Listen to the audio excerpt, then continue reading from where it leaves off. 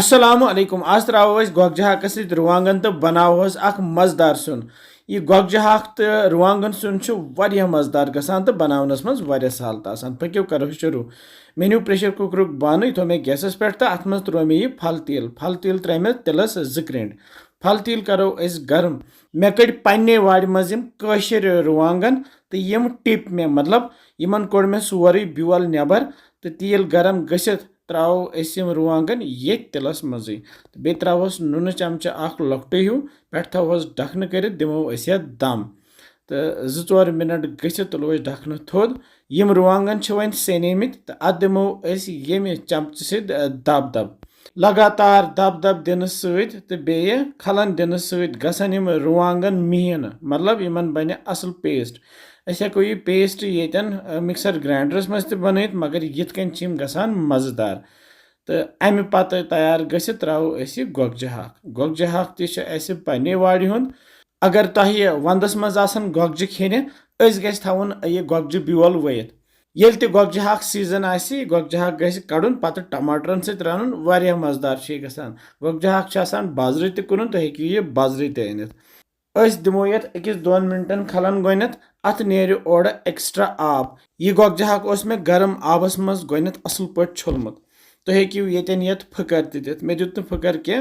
मे कड़ यत तटिस आबस मज गोनत आब ग्राय 2-3 तो पत त्रोम यह सत तो यह आब श्रुप्र तलहुन सही पे यह पूर पे कसन यह गि ओर तिल त्राउन वापस युथि बासे अम त्रो तिल वापस युथि त्रो मसाले मेनू ये प्लेटस पे सब्ज मर्चवांगुन अख बुड़ल अख सब्ज अल अख लेदर चमचे ओड़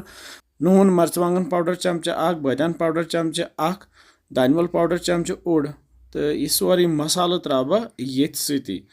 वन मसाल कसन ये गोगजी हाकस समान रुवांगन सत तल मे गैस थोमुत लोत तो लथि पे करहोन यह तैयार ये त्रा बात यह रुहन तो अदरक पेस्ट अख चमचे तो ये रलाव अथ सती तो करहोन तैयार कमेंट सेक्शनस मज जरूर लेखान कत पे वुचान तुम सन वीडियोज बेजो बाकिन सत शेयर करान बे लिखो जरूर कि कम कम खोमुत यह गोगजी हाक तो बे रुवांगन सुन मे पानस त खुश गसान तो गरकन तह खुश गसान तो मज़ मज़ यम सात ते गोगजी हाक आसि तम सात बनावो यह जरूरी तो माने माज खुश गसान यह गोगजी हाक दुत मे तमी कड़ित रुवांगन दितम तमी सो खेन होन यह गोगजी हाक तो रुवांगन तो पानस खेमो ये त्राव आब गिलास अख